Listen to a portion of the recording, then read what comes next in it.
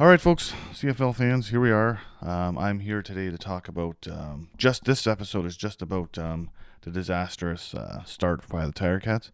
So if you're not a huge Tiger Cat fan, this one is not for you. You can listen though, but I'm going to be doing another one just about a week 4 wrap up and predictions for week 5. But this one's devoted to the Tiger Cats. So now, obviously, we were off to a crappy start, 0-4. It's happened to us before. I'm a pretty resilient Tiger Cat fan. I remember 2-8, 2-16, and 1-17. We've been through this before, but not with the caliber players really that we have now. This has sort of been not expected. So, and certainly there's a lot of disappointed fans out there, including myself. So let's dig into some of this stuff. What I want to do is go through the 3 phases and just have a few comments about about strengths and weaknesses and things that have been happening. So let's start off with special teams. So we're not going to limit it to just this game. It's just over the course of the season so far, the 4 games. So special teams, I think, has shown some real improvement. But they've been pretty inconsistent, and that's really, I think, the point of it, right? They've when they started the season, they had stupid mistakes like they took a delay a game. I think they didn't have enough players on the field at one time, just stuff like that, right? They've kicked the punts out of bounds when they shouldn't have. There's been poor coaching decisions too. But I'm not going to get into too much of that. Really, what I want to talk about is a little bit of the improvement. So in this Ottawa game, we saw them strip the ball on the opening kickoff and give the offense a great field position. Leggio has been great. He's been solid. I think he's only missed 1 field goal so far, which is really good. And the overall play of the returns, like Hamilton has been plagued the last few years with having, except for McAllister, but having returners that don't run north-south. Don't run 50 yards to gain 2. Just run 2 if that's what it's going to be. If the opposing special teams has you hemmed in, hang on to that ball and north and south and just get as much as you can get. There you go. Too many times players try to take matters into their own hands and try to break big plays. And and it's not always either that they want to make the highlight reel. I mean, every player wants to do that, I guess, a little bit. But it's more, they want to try to do a little bit extra and help the team win, especially a struggling team. And it's not good to do that. You just got to build on the process. And when you're due, you're due. You're going to break one for a good return and just keep to the fundamentals, right? Anyways, the point is, they've been showing some improvement, but they're to me, they still look inconsistent. Like, you never know what's going to happen. Every time they kick the ball off, I hold my breath. Well, I guess that's a good segue into the point of tackling. Tackling on special teams has been horrendous. I mean, there's no other way to put it. Excuse me. And these guys are out there specifically specialized in bringing people down on kickoffs and punt returns. No excuse for the horrible, and I mean horrible, tackling that's been going on. There's some good returners in this league, and there's some average returners in this league, but every returner looks like a star against our Hamilton special teams right now. It's terrible, and it's awful to watch. It's very frustrating. So those are the kinds of things that they need to improve on. But, I mean, they are improving, but, I mean, not quick enough. Just not quick enough. Let's shift now. Let's shift now to the defense. I have a little bit more to say about them. All right. So this defense is the weakest part of this Hamilton team right now, which is really weird because Hamilton's sort of been built around having a strong defense. We can see it in all kinds of ways, how poorly they're playing. I'll highlight a couple of them. So just off the top with the defense, I am off the Washington train as our defensive coordinator. Have been for a little while now. Like him as a guy, nice person, but his coaching style and of his staff is not, it's just not cutting it anymore. And some of it's not his fault. When you bring a player like Bo Levi Mitchell in, there's got to be sacrifices other places, and there has been with this Hamilton team. But it's football. Next man up. You got to be training the replacements all the time because people get hurt, right? Anyways, so the coaching has not been good. I don't like the style of hit and stick, zone coverage and hit and stick, because they're doing neither. other teams against this defense are throwing 16, 17-yard completions. And even if the Hamilton players rally to the ball, the DBs and everything, even if they rally to the ball and make the tackle, they still gain 17 yards. Okay, like that's it's not good. If you manage to stop a run on first down or even cause a loss, and it's 2nd and 15, if you're allowing 17 yards a pass, do the math. Okay, the field, the other opposing team is still going to be able to march that ball down the field. And it's, again, as a Tiger Cat fan, it is very frustrating to watch this level of play out of our defense. Now, other things with our defense, the defensive line right now suffered a huge loss, obviously, with Ted Laurent retiring, and this is an impossible person, his shoes to fill. It's very difficult. And our defensive line, they're getting a little bit better.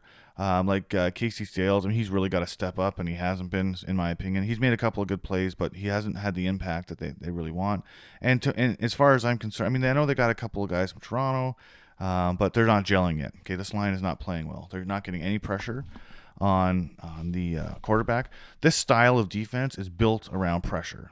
Okay, the line has to do their job and pressure and get some errant throws, even get a couple of sacks. It's really not built around sacks. When you look how Hamilton blitzes, they're usually only sending one person, maybe Castatonis, the free safety blitz. Maybe they're going to send a linebacker. Sometimes they do send Castatonis and a linebacker, whatever.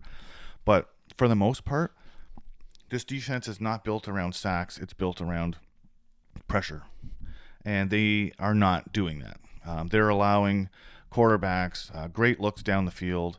They are allowing way too many double-digit passes, especially, like I said, on second down. Those are the killers. Those are the morale killers. You get a team down, and they got 15 yards, 16 yards to go, and they still get the first down. And even as a fan, like, I can't. It's just, this is not Tiger Cat football at all. And to make matters worse, you have a bunch of DBs that can't catch. I mean, I know they're DBs, the old joke, that's why they're DBs. In this Ottawa game, it should have been lights out. They should have picked him off, what is it, Brown? They should have picked him off like 5, 6, well, that's exaggeration, 3 or 4 times in the DB's hands. Both hands on the ball, and they dropped it. I was freaking out in the stands. I was a little bit obnoxious when I was in Ottawa. All good fun, though. They should have picked off at least 3 of them, at least 3 that I can remember off the top of my head, all late in the game that would have iced it. And speaking of icing games, we know Hamilton, like a lot of teams, they plan to have their, you want to have your offense on the field to finish a game, get in victory formation and take a knee. Well, Hamilton has been built around being able to rely on the defense. So late in this game, just to dip a little bit into offense, late in this game, Bo Levi Mitchell runs a 70-yard drive, scores a touchdown. They didn't get the 2-point convert, which is kind of a killer, but he just still drove them down. And the defense, first of all, special teams comes out and allows like a 25-yard return problem. And then this Swiss cheese defense allows 3. They only had I think it was 28 seconds. Normally, sorry, I'm jumping all over the place here. Sorry. Normally, a Hamilton defense with 28 seconds left in the game, it's done. Okay, it's done. Defense comes on the field and shuts them down. Not this defense, though. So what happened in the Ottawa game? And what happened in the Saskatchewan game? They scored 10 points in under the 3 minutes to win that game when Saskatchewan was in Hamilton. Terrible. And then you have this Ottawa game where 28 seconds to go, and after the stupid return, you allow 2 plays, 3 plays, maybe it was 3 plays, all for double-digit yards to get them in the field goal position. And they went for it on 3rd down. 3rd and 1, they threw a pass to an ex-Tiger Cat, which they're loaded. Ottawa's loaded with ex-Tiger Cats right now. They managed to get into field goal position to win the game. Unheard of. This is not Tiger Cat football. And that defense, I'm telling you, 4 games in, and we don't know what's being said in the locker room. I'm going to get into that when I talk about the offense. But this defense, from the coaching down, is rotten.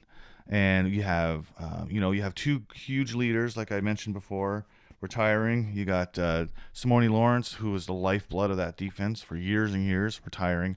And then, like I said, with Ted Laurent leaving, there's the line and the linebacking core. The leaders are missing, and it's showing. It's showing. So, anyways, there's a lot more I could say about this defense. Like the hit and stick I mentioned before, the DBs can't catch. They also can't tackle. How many times, Tiger Cat fans, have we seen three players around an opposing player who's just caught the ball, and they still manage to thread the needle between them? They run up, it's like they're playing soccer style defense. They run up and stop, and they wait to see what the player's going to do. It's like, no, if you have three players there, you gang tackle, and you either force a fumble or you make them think twice about catching the ball in that section of the field again. Nobody, and I'm talking nobody, is intimidated by this Hamilton defense right now. And that, again, is not Hamilton football at all. But let's move. I want to talk about the offense. I have a few things to say about them. Let's talk about the offense. So this is the most frustrating part for me about this team. The offense is actually playing well. The offense is on schedule, and they're playing well. We got Tim White back. He's out of his slump now. He had like 5. I don't remember what the stats are, okay, but he had at least 5 catches for a decent amount of yards, and he had a touchdown. Very challenging, by the way, on that first drive in Ottawa when they got the ball back, when they forced the fumble on the opening kickoff. Very challenging catch, but he got it. This is the Tim White we remember, so that is a very positive sign. I'll start with a couple of positives.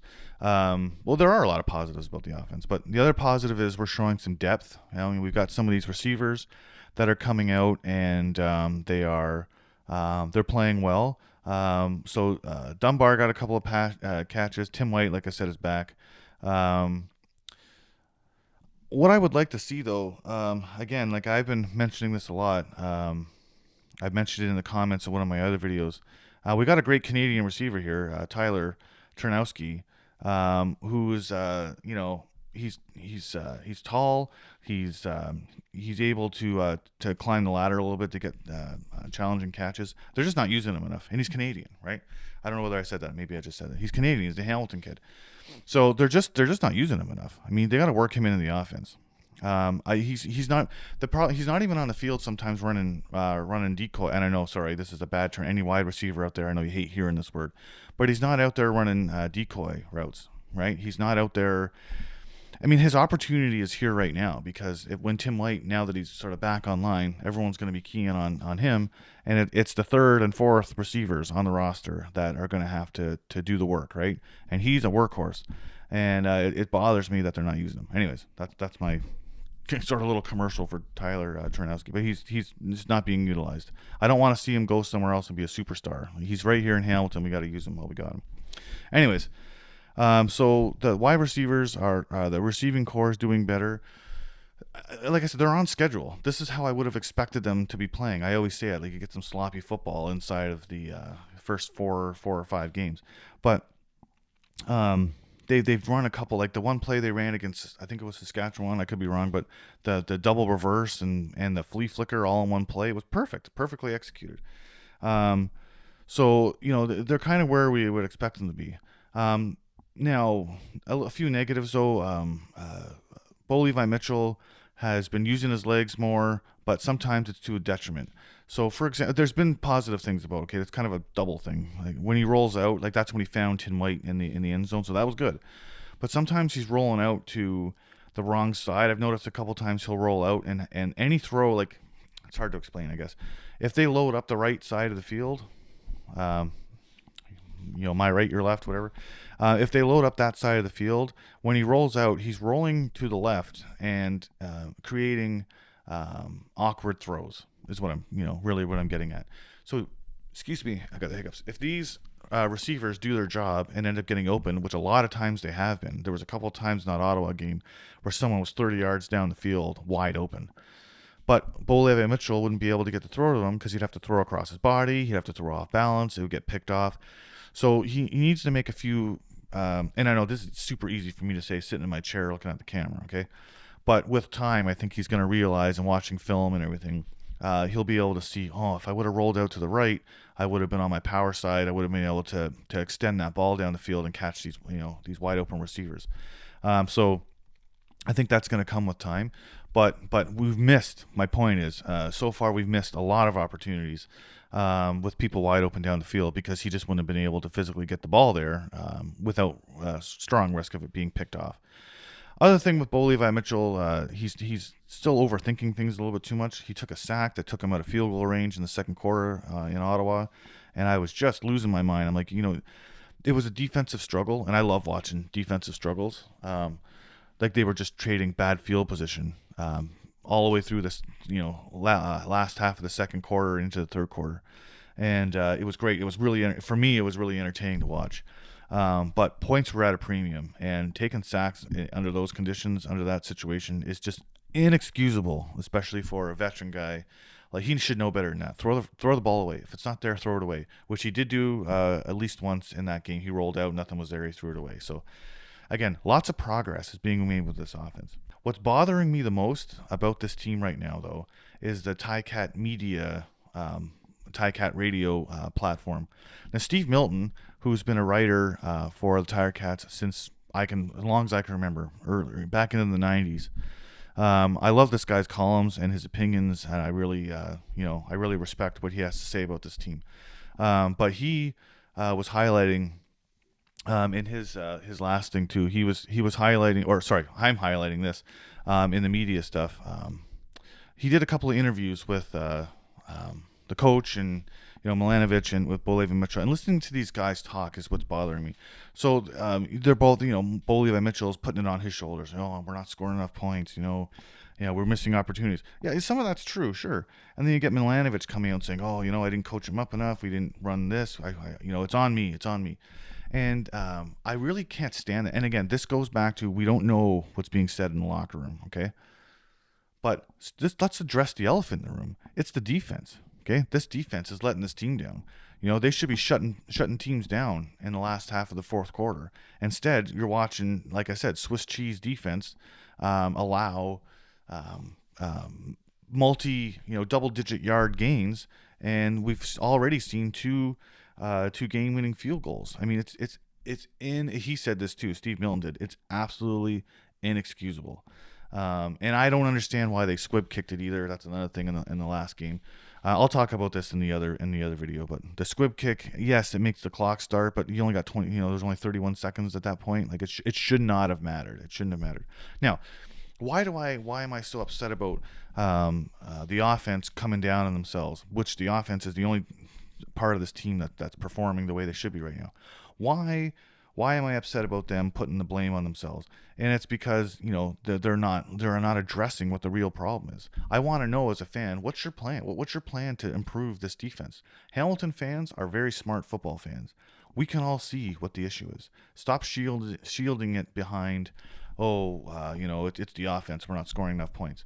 Like this team right now, if they went out and scored 40 points, they would still lose. Because this defense can't hold anybody. Any game that develops into a shootout, our offense might be able to compete. The defense, no way. I mean, no way. And yes, shootouts are going to score a lot of points. But in key moments of the game, if Hamilton's winning by 5 or something, I mean, I don't have any faith that this defense would be able to hold the other team and have them not score a touchdown. And furthermore, with the way this defense is playing, I mean, I can't think of any team that they're going to beat. I mean, I can't think of any. Ottawa. We've owned Ottawa since 2018. Owned them. They haven't beat us since 2018. And if they can't beat Ottawa, no offense to Ottawa, by the way, they've made a lot of improvements too. But if they can't beat Ottawa, it's psychologically a team that they've owned. We got problems. And let's just meet it head on. But we need some big changes here. Last year, the team was screaming for Tommy Condell to be gone. He was gone. They were also screaming to get Orlando Steinauer, who I really respect still, but I was hard on him too. Get him out of the head coaching chair. We did it. Now everyone's calling for Washington's head. Okay, this guy, the way he coaches, you don't have the personnel to run the defense you want to run, and they're not going to get any better by having him feel and maybe that's why they're not coming down on the defense as much, because they don't want to hurt their feelings. But these are professional football players. They know they're playing like crap, and they have to. Again, defense is the major area of concern for this team. The DBs can't catch, they can't tackle, they can't cover receivers. The defensive line can't pressure. One thing the defensive line is doing well is getting their hands up. They've knocked down a lot of passes, so good on them for that. But you got to get to the quarterback, man. You got to get to the quarterback. They got to get some defensive linemen that can get through there and put some real pressure on these quarterbacks. Otherwise, the penalty situation has improved for the Tiger Cats. They're a little bit more disciplined, but still there's work to be done there too. The fans have, just sort of in conclusion here, I could go on about this all day about specific things that I've seen and stuff, but the fans have, oh wait a minute, sorry, there was one more thing. A coaching thing I forgot about before. When I was in Ottawa, several times I watched players not knowing what they were doing, subbing. They were coming on the field, running off, and then coming back on. There was one play where they only had 11 guys. I swear to God, because I counted it, they only had 11 guys on the field for defense. 4 games in, no time. At no time in a professional football game should that be happening. But I watched it happen in Ottawa, and I was just absolutely losing my mind in the stands. I couldn't believe it. Anyways, just to conclude a little bit in this video, really what we need is, we need to clean house on defense. You got to sit some of these players. A couple of those players need to get benched. You need to bring in the backups to get them some real time, because honestly the starters ain't cutting it. Change positions around, take the left tackle and move him to on defense, and move him to the right side, switch around the tackles, make different combinations, do some coaching shit, because I'm telling you right now. But again, I don't have any faith in this coaching staff, defensive coaching staff. Zero, absolutely zero. And the other issue too, sorry, I'm going on here. Sorry, I got a few more things to say. The problem with the only thing that I really believe Steinhauer was efficient and great at was he wasn't a coordinator. Like, he's a defensive guy, right? But he's not going to be the defensive coordinator. I like that Milanovic is calling plays because he's good at it. He's like the quarterback whisperer, but it's very difficult to criticize himself, and he's overcorrecting is my point. He's overcorrecting, having Bo Levi Mitchell saying, oh, I'm not doing this well enough, I'm not doing that well enough. And even he's saying, oh, I didn't call the right plays, blah, blah, blah, blah, whatever. He's overcompensating for the fact that he's the coordinator, and he doesn't want to say, he doesn't want to look like he's favoring the offense, so he's being extra hard on them. You don't win football games by scoring 1 million points. As stupid as that sounds, it's a team sport. Both sides, all three, have to do well. Defense wins championships, right? With the old cliche.